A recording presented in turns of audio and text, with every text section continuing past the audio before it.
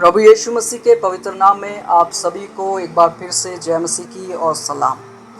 आज की इस वीडियो में मैं आप सभी लोगों से बात करने जा रहा हूँ। बहुत सारे लोग परेशान होते हैं कि उनके माइंड जो होते हैं वे चलते रहते हैं, विचार चलते रहते हैं और माइंड्स में बहुत ज़्यादा बुरी चीज़ें जो है, बुरे विचार जो है वे चलते रहते हैं। हम इस पर जय कैसे पा सकते हैं? सबसे पहली चीज़ मैं आपको बताना चाहता हूँ, जब हम उत्पत्ति की किताब को पढ़ते हैं वहाँ पर हम कैन और हाबिल की स्टोरी को देखते हैं, जो कि 4 अध्याय में हमें मिलता है।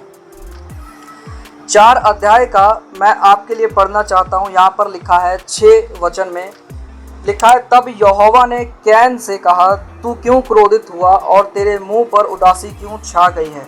यदि तू भला करे तो क्या तेरी भेंट ग्रहण न की जाएगी, और यदि तू भला ना करे तो पाप द्वार पर छिपा रहता है और उसकी लालसा तेरी ओर होगी और तुझे उस पर प्रभुता करनी है। अब यहाँ पर मैं आपको बताना चाहता हूँ, परमेश्वर ने जब कैन से बात की तो कैन से उन्होंने एक बात कहा। कहता है, पाप जो है वह द्वार ही पर खड़ा है और पाप की जो लालसा है वह तुम्हारे ओर ही होगी, परंतु तुम्हें उसके ऊपर प्रभुता करनी है। यानी कि पाप के ऊपर, बुराई के ऊपर तुम्हें प्रभुता करनी है। और प्रकाशित वाक्य की पुस्तक जब हम पढ़ते हैं तो वहाँ पर हम देखते हैं यीशु मसीह के बारे में लिखा है कि यीशु मसीह जो है वह द्वार पर खड़े हुए खटखटाते हैं कि जो भी कोई द्वार खोले और वह उसके भीतर आए, उसके साथ जो है वह खाए और पिए। अब यहाँ पर मैं आपको बताना चाहता हूँ क्यों ऐसा होता है, क्यों हम जय नहीं पाते हैं। क्योंकि हम अपने मन के द्वारों को हमेशा खुला रखते हैं। हम अपने मन के द्वारों को खुला रखते हैं हर एक बात के लिए। मैं आपके सामने एक एग्जाम्पल रखना चाहता हूँ। जैसे कि आपके घर में कोई कमरा है तो आप उसको खोल करके रखें। जब आप उसको खोलेंगे आप उसके भीतर एक पत्थर फेंकिए।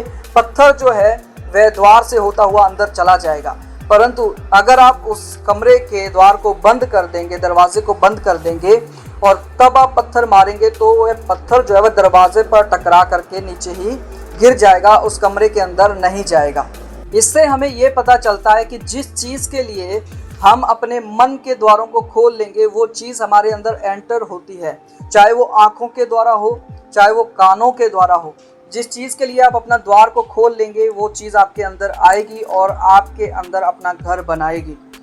हर एक चीज़ जो है वह बीज की तरह काम करती है। हम जानते हैं परमेश्वर का वचन जो है वह बीज है। जब ये बीज आपके अंदर बोया जाएगा तो ये अच्छा उगेगा, अगर ये उपजाऊ भूमि में बोया जाएगा और अच्छा फल लाएगा।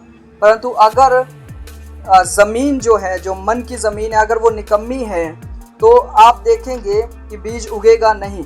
और इसी प्रकार अगर बीज निकम्मा है, अगर वो उग जाए तो उसके बाद वह एक पेड़ बनेगा, पौधा बनेगा, उसमें निकम्मे फल लगेंगे। क्योंकि यीशु मसीह ने कहा, कहता है, अच्छा पेड़ अच्छा फल लाता है और निकम्मा पेड़ निकम्मा फल लाता है। इसका मतलब ये है, जो भी बुरी चीज़, जो भी बुरे विचार के लिए आप अपने द्वार को खोलेंगे वह आपके अंदर जाएगा, फूटेगा, फलेगा और उसके फल आपको दिखाई देंगे। इसी प्रकार जिस अच्छी चीज़ के लिए आप द्वार खोलेंगे तो आप ये देखेंगे वह भी फूटेगा, फलेगा और वह भी अच्छे फल को लाएगा, अच्छा फल दिखेगा।